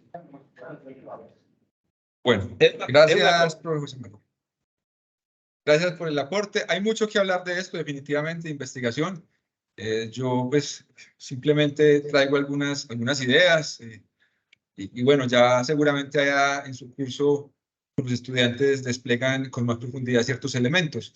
Pasemos a hablar entonces de la investigación con encuestas, que se mueve aquí, como decíamos, entre la lógica positivista empiricista y la observación la observación del objeto de estudio, del fenómeno objeto de estudio a través de las percepciones de la gente. Empecemos diciendo que este sería un flujo típico para hacer una investigación con encuestas. Hacemos una exploración teórica inicial para hacer una formulación del problema inicial. Exploramos un referente teórico ya definitivo con el cual validamos el problema y luego entonces definimos unas categorías de ítems. ¿Qué son las categorías? Lo vamos a ver ahora como variables que yo voy a medir en una investigación que me permita pues resolver el problema y cumplir los objetivos. Luego entonces elaboro una primera versión del instrumento. ¿Cuál instrumento? La encuesta. Que estamos hablando de investigación con encuestas. Lo ideal es hacerle entonces después una revisión de expertos y una prueba piloto. Después de esto, refinamos ese instrumento de encuesta y realizamos el trabajo de campo definitivo. Y con los datos de la muestra piloto, tenemos algunas medidas de validez y confiabilidad en la medición que precisamente nos pueden permitir refinar el instrumento. Y luego, cuando hacemos el trabajo de campo definitivo, pues igual volvemos a calcular esas medidas de validez y confiabilidad para verificar que la medición estuvo pues acertada. Porque es que la medición con encuestas nos permite precisamente acercarnos a fenómenos cuya naturaleza no tienen una unidad estándar de medición como si lo puede tener la temperatura, por ejemplo. Los fenómenos sociales son muy aptos para medirlos con investigación con encuestas. En las ciencias empresariales, sea administración empresarial o territorial, pues hay muchos fenómenos que no tienen esas unidades de medición, como por decir algo, lo tiene la altura en metros, centímetros. Entonces las encuestas empiezan a ser una vía de medición interesante para captar información de estos fenómenos. Hacemos entonces luego procesamiento y análisis, hacemos informe y elaboramos productos. El producto por excelencia de la investigación son los artículos, pero de eso no vamos a hablar hoy. Digamos que eso es parte de otro. Ahora, la encuesta, pues también llamada cuestionario, es un instrumento ampliamente utilizado para medir fenómenos en ciencias empresariales y en ciencias sociales. Ya decía que la economía y las ciencias empresariales en general, administración y otras, se pueden considerar parte de las ciencias sociales si miramos las clasificaciones de las ciencias. Y la comunidad científica internacional ya ha comprobado pues, que se pueden detectar tendencias y patrones fiables respecto si se realizara una medición exacta de los fenómenos. O sea, tú podrías desarrollar una escala de medida para medir, qué sé yo, la cultura en términos de un valor o creencia. Pero solamente diseñar esa escala exacta puede tardar incluso una vida de investigación. No, a través de las encuestas podemos hacer mediciones fiables, no exactas, pero sí fiables respecto a esos fenómenos. Bueno, muy bien. Entonces, cuando empezamos a hacer investigación con encuestas, tenemos que hablar de lo que se llama la red nomológica. La red nomológica es reflejar un constructo teórico que se requiere abordar para resolver el problema de investigación.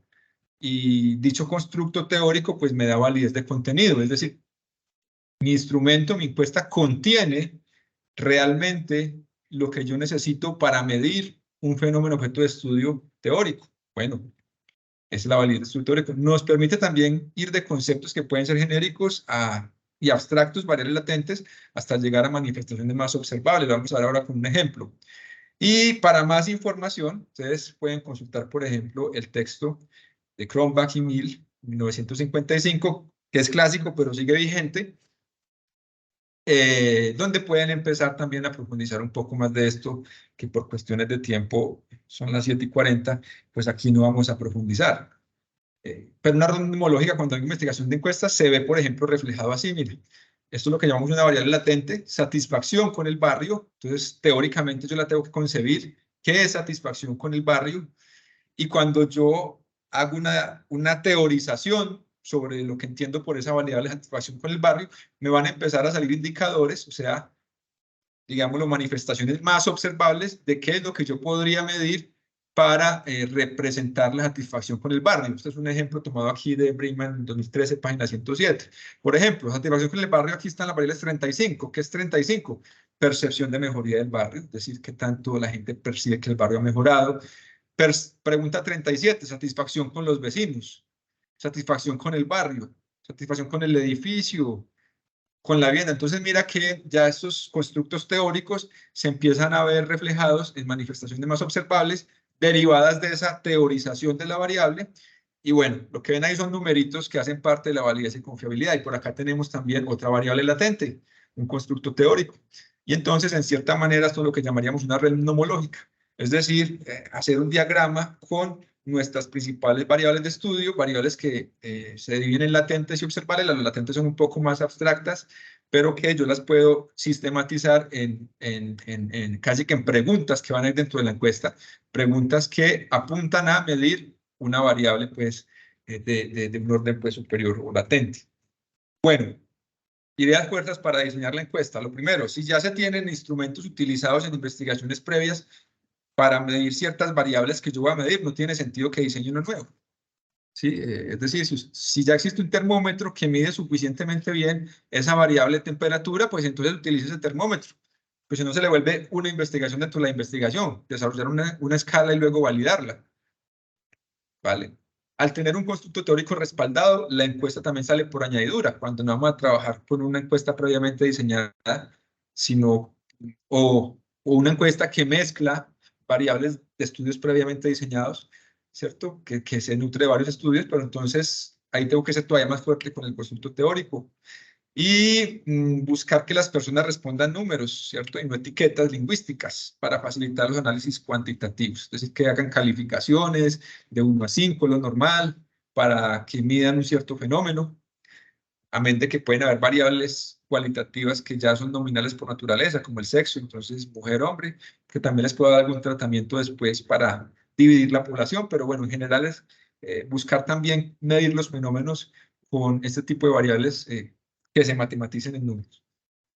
Y luego, entonces, a las encuestas, no es que yo hago una encuesta y ya, miren, hay 3 tipos de validez que hay que revisar: la consistencia interna, la convergente y la discriminante. Aquí en pantalla ustedes ven una descripción en la que no voy a entrar en detalles, sino que voy a centrarme un poco más en relacionar análisis cuantitativo asociado. Para la consistencia externa está el coeficiente alfa de Cronbach por cada variable latente, o el análisis factorial confirmatorio, convergente, análisis de correlaciones, y análisis de factorial confirmatorio también, o el exploratorio, depende el tema, si es exploratorio o no lo es. Y en discriminante, pasa por el análisis factorial también, confirmatorio exploratorio. Entonces, pero visto con diferentes, digamos, utilizando estas técnicas, aunque el confirmatorio aparece en los 3, pues es visto desde diferentes ángulos, ¿cierto? Porque el análisis factorial confirmatorio pues trae muchos resultados, y un resultado yo lo utilizo para analizar una cosa y el otro para analizar otra. Recomendado para obtener lecciones de cómo validar una encuesta, ahí lo pueden ver en pantalla. Don Mauricio Serna es un colega especialista en investigación con encuestas y tiene pues muchos artículos publicados haciendo investigaciones de todo tipo, bueno, principalmente económicas y empresariales, pero por ejemplo aquí analizó el inventario de burnout, y bueno, aquí pueden ver, por ejemplo, cómo cuando diseño una encuesta la debo validar también para cuando reporte la investigación digas que mire, los instrumentos que utilicé fueron validados de esta y esta manera. ¿Vale? Entonces ahí queda un poquito, queda la referencia que la pueden consultar. Esta referencia también la pueden descargar libremente en internet. Tipos de medida: nominal, ordinal y escalares. Aquí no me voy a detener porque esto es estadística, pero pues normalmente las encuestas trabajan con variables nominales ordinales, lo cual no quiere decir que yo le pregunte a las personas o las empresas, organizaciones, pues le ponga preguntas de variables escalares. Bueno, ahora sí, son las 7:45 exactamente. Profesora Lisset y profesor José María, que era lo que pues, me habían dicho. Pasamos al punto de la interacción antes de generar algunas conclusiones, pero después de la interacción. Sí, muchas gracias. Si alguien tiene alguna pregunta, una inquietud, algo para nuestro ponente de hoy.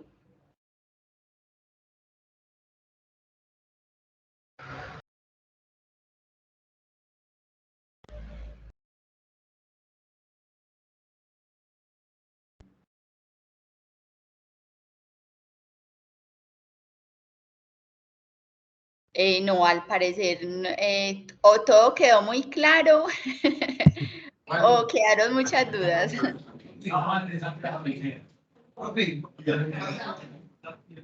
Profesor Jorge, acá hay una estudiante que le va a hacer una pregunta.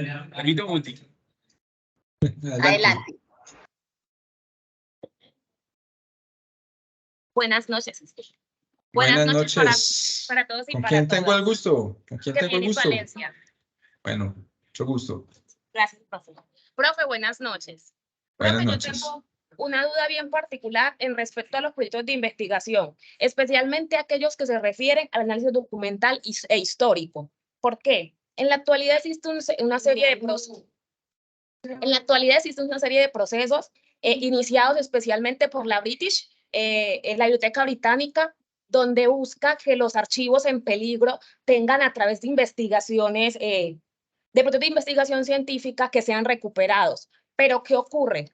Cuando un investigador, después de proceso de sistematización y consulta, decide hacer un proyecto aplicado sobre el mismo, ahí vendríamos a la perspectiva mixta, donde se le da la posibilidad a estos de que haga un proceso de interpretación axiomático de los mismos hechos que allí encontraron, pese a que son hechos históricos. Ahora bien, esto junto con el uso de herramientas electrónicas, como usted nos decía ahora, el que un servidor interpreta estas investigaciones o estos escritos históricos no deja de dicho de una forma u otra los instrumentos utilizados para hacer ese tipo de investigaciones.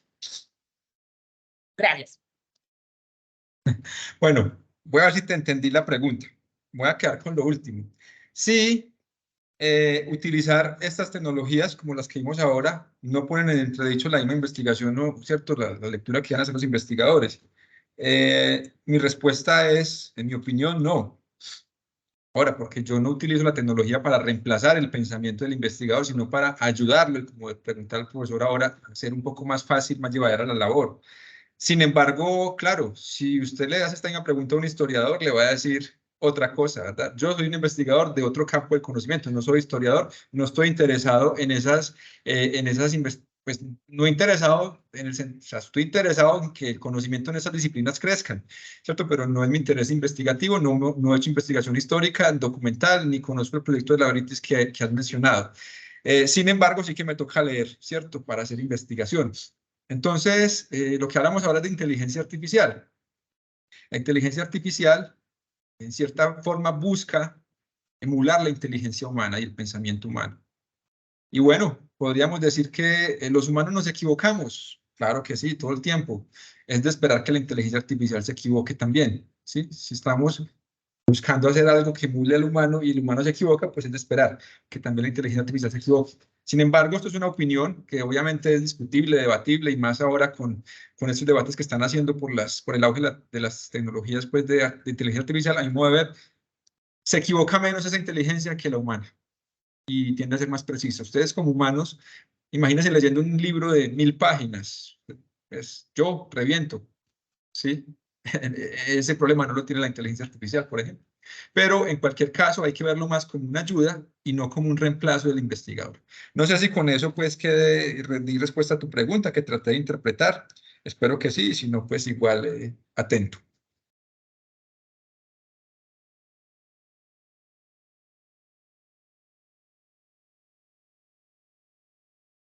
Profe, porque ocurre algo particular y es el hecho de que si es investigación histórica, se busca que el investigador en un momento determinado haga un proceso de análisis y reflexión sobre la información que él encuentra, ¿cierto? Entonces, los investigadores sociales, en especial los historiadores, antropólogos y sociólogos, afirman que el uso de esta herramienta inhibe el que no haya una reflexión propia del investigador ni del agente estudiado. Entonces, he allí mi principal duda. No para la lectura, porque si sabemos que son documentos históricos, él debe analizarlos e interpretarlos. Entonces, si la inteligencia artificial te dice, no, es que aquí dice tal y tal cosa, ¿dónde está el proceso de análisis, investigación de los actores sociales que participaron, no solamente de la elaboración de ese documento, sino de la lectura del mismo, que es en la actualidad? Gracias. Ese nos lleva de nuevo al tema de los paradigmas, ¿verdad? Yo soy ingeniero, doctor, magíster en ingeniería y doctor en industria de organizaciones. Obviamente mi investigación se mueve bajo unas lógicas diferentes a la que nos estás mencionando de los historiadores. Y por lo poco que he podido interactuar con historiadores, sociólogos, yo sé que ellos no son muy amigos. Y están en su derecho, por eso, comunidades científicas, paradigmas. Entonces, pues simplemente lo que vas a ver es que no es tan común el uso de estas tecnologías en ese tipo de investigación. Y vuelvo y reitero, no estoy promoviendo que la herramienta reemplace al investigador, sino que sea una ayuda para interpretar, para hallar. Sí, entonces te voy a poner un ejemplo.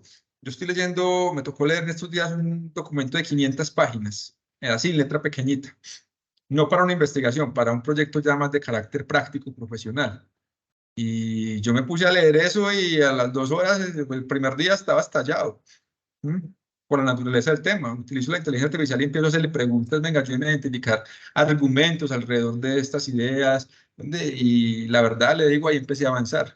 Pero él no me hizo el trabajo. Luego tengo yo que apoyarme, ¿cierto? Y hacer el análisis y empezar a hacer esas interpretaciones de eso que la herramienta me está ayudando a leer. Pero vuelvo y repito, obviamente si usted va con un investigador, historiador, sociólogo, seguramente dice lo que nuestra estudiante muy amablemente nos está transmitiendo. Sí, profesor Jorge, pienso de que lo que dice la estudiante en alguna medida corrobora la investigación en ciencias sociales, ¿no? Porque ella parte de que aquellas investigaciones, producto de un proyecto de investigación, los resultados que se generan de ahí, el investigador los plasma o los representa en distintos formatos, sea un artículo o algo. Mediante inteligencia artificial lo que se hace es precisamente un análisis de esos resultados de investigación, producto bien del libro, capítulo del libro o artículos. Y en ese sentido, es difícil que se pueda recrear aquellas personas, aquella población muestra que se tuvo en cuenta precisamente para obtener esos resultados. No sería posible, ¿no? Sin embargo, puede conducir a datos lógicos de la misma línea de lo que usted nos está dando a conocer acá, porque en tanto la investigación en ciencias organizacionales y en las ciencias sociales y ciencias políticas en alguna medida tienen un nivel de rigor muy parecido, ¿no? En tanto son ciencias fácticas, ¿ya? Entonces sí pienso de que se puede consolidar un conocimiento teniendo en cuenta las contribuciones que se han hecho desde el punto de vista disciplinar en determinada, puede ser la antropología, puede ser antropología política, etnografía o sociología, cualquiera de esas disciplinas, ¿no? En la misma administración se puede dar, porque fíjense que en la etnografía es susceptible de aplicar también en los estudios organizacionales, ¿no? Entonces, yo no sé si ya con esto le puede quedar un poco más claro la duda. Sí, profesor Jorge. En alguna medida vale, como les digo, igual estos son debates y debates. Por ahí me invitaron ahí hace poco a un panel que va a haber próximamente sobre inteligencia artificial y está en auge el debate, ¿cierto? Está en auge porque esto ha crecido y con seguridad pues va a seguir causando temblores no solo en la sociedad, sino también dentro de la sociedad en las comunidades científicas. Redondeo entonces, volviendo al tema que hablamos de ahora, comunidades científicas. Yo me muevo en una comunidad científica que tiene unas lógicas y unos paradigmas que de alguna manera guían la investigación. Los ejemplos que nos daba la estudiante pues corresponden a otras comunidades científicas que tienen ciertas lógicas y ciertos paradigmas a través del cual guían la investigación, pero creo que es un debate que también está entrando en ellos ya, porque es que esto entró y está causando un remesón de la inteligencia artificial. Bueno, entonces yo quiero hacer, si hay más preguntas y si no, algunas conclusiones. Son las 7:55. Estamos en la época de interacción. No sé si hay alguna otra pregunta, profesor José María. O si no, pues cerramos con algunas conclusiones pues, de mi parte. No, profesor Jorge, ha quedado claro lo por usted tocado, así que me gustaría de pronto tratar de concluir lo que nos tienen preparado. Listo, yo traigo aquí fundamentalmente 4 conclusiones, pero evidentemente después de esta interacción con la estudiante que nos trajo a colación una pregunta y una inquietud muy, muy interesante, de mucha actualidad además, felicito a la estudiante realmente porque a veces hacer aportes de ese calado a nivel de pregrado es realmente, a veces es escaso encontrar ese tipo de aportes a nivel de pregrado. Bueno, entiendo que la estudiante es de pregrado, tal vez me esté equivocando y ya sea doctora o esté estudiando de doctorado. El fin último de la investigación es que progrese el conocimiento científico. Ya. Digamos así, esa es una conclusión que nos queda de la primera sección que hablamos. Y existen múltiples paradigmas para hacer investigación con ese fin. Y aquí en esta presentación yo no vengo a defender un paradigma y atacar otro, sino que realmente la ciencia admite pluralismo metodológico. Hoy enfatizamos un poco la investigación desde la lógica, desde los paradigmas metodológicos, pero realmente hay otras 2 visiones que no exploramos, paradigmas epistemológicos y paradigmas temáticos, que ya corresponden pues un poco más a cada disciplina, y los epistemológicos son filosofía de la ciencia, pero eso les queda para que ustedes estudien pues también en otras clases y en otros espacios, y todos son legítimos, mi modo de ver, legítimos, ¿sí? Y eso sí, en comunidades científicas se van viendo paradigmas dominantes, como mostraba el caso. Y esos paradigmas dominantes a veces cambian en el tiempo. Entonces mostrábamos esta gráfica en la que en el campo de la administración de producción y operaciones había un paradigma dominante por ahí en los 80 hacia atrás, y cómo ese paradigma dominante cambió cuando lo miramos ya en una realidad más actualizada de los últimos años. Entre todo eso, las encuestas se han posicionado como una vía para medir y cuantificar fenómenos en la comunidad científica de las ciencias empresariales, ciencias administrativas en general, Bueno, estamos hablando aquí de administración territorial, administración pública, la ESAP. Yo pues en el campo de la ingeniería industrial y trabajo mucho también con los administradores de empresas. Esto ya está, digámoslo así, posicionado. Y en esta conferencia pues se eligieron algunos aspectos fundamentales para trabajar un poco el diseño y evaluación de las encuestas, a criterio mío, pero ahí hay mucha tela más para cortar. Es decir, creo que ahí sí, como tienen un curso de investigación completo todo el semestre, con muchas más horas, pues seguramente ahí ya van a entrar en detalle en muchas particularidades que aquí, por ser un espacio más resumido, no lo hay. No hay ese tiempo, digámoslo así. Así que algunas referencias que he utilizado allí y pues muchas gracias por su atención.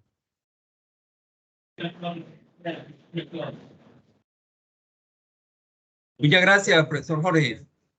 Acá los estudiantes están aplaudiendo, están muy contentos con las contribuciones que usted ha hecho.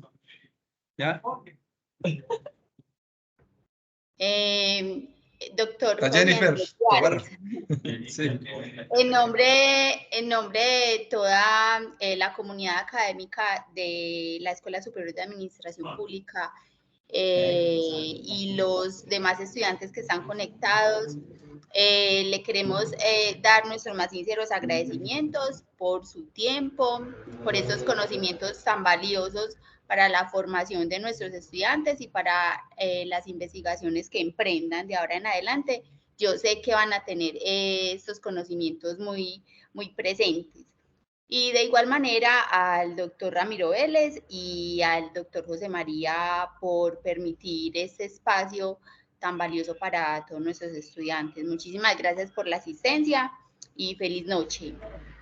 Bueno, y muchas gracias a ustedes por la invitación. Feliz noche y bueno, saludos de aquí desde el eje cafetero de Colombia. Estamos hablando. Gracias, profesor Jorge. Chao. Hasta luego, un abrazo. Hasta luego. Chao.